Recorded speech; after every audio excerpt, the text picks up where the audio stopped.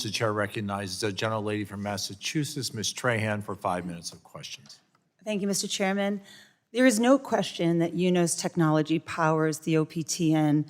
DonorNet, for example, allows OPOs to manage deceased donor data, launch match runs, and make organ offers to transplant hospitals. Dr. McBride, is it fair to say that the OPTN would not be possible without the technology systems that UNOS builds and maintains? Yes, that's correct. Thank you.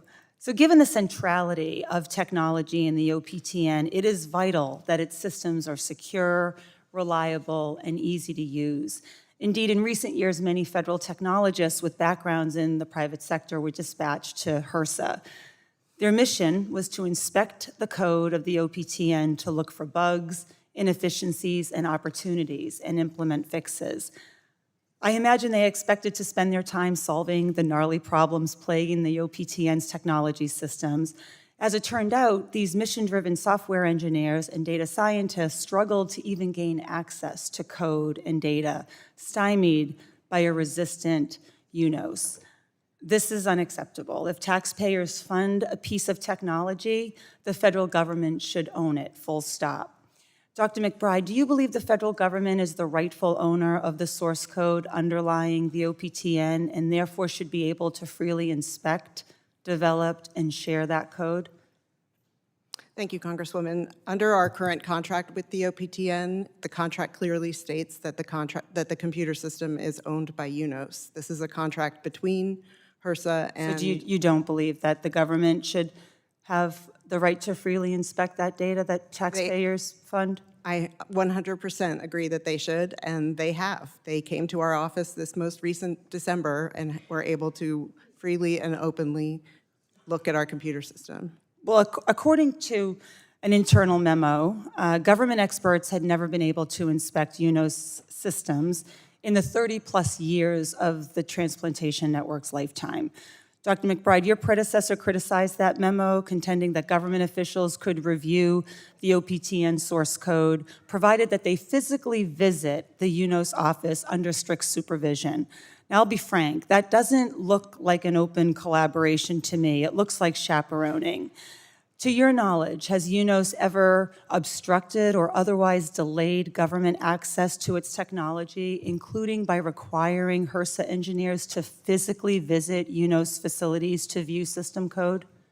I can't speak to what happened during my predecessor's term as CEO. I can tell you that HRSA has been welcomed into our office to look at our computer system. We have conversations with them twice a week about what was happening in the OPTN system. It is a very open, collaborative process. Well, maybe under your tenure there have been changes made. It's not what we understand to be true.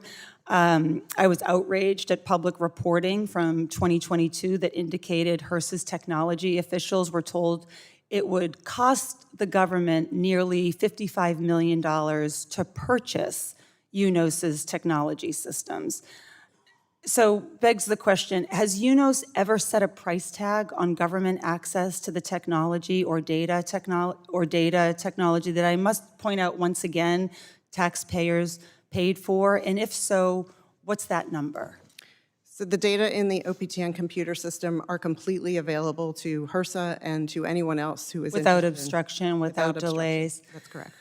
You know, Mr. Chairman, the public record as well as Dr. Lynch's answers to me appear to contradict the answer. I ask unanimous consent to enter into the record a Washington Post article detailing how UNOS told the government it would have to pay $55 million to acquire its technology should the OPTN contract ever be opened. So ordered. Thank you. Here's the bottom line. I'm concerned UNOS is holding the organ transplantation system and its technology in particular hostage. UNOS has consistently shown resistance to federal efforts to modernize the technology and operationalize its data. We all have a role to play in changing the organ transplantation network for the better. No one, Congress included, should escape accountability and scrutiny. I thank the chairman, and I'll yield back.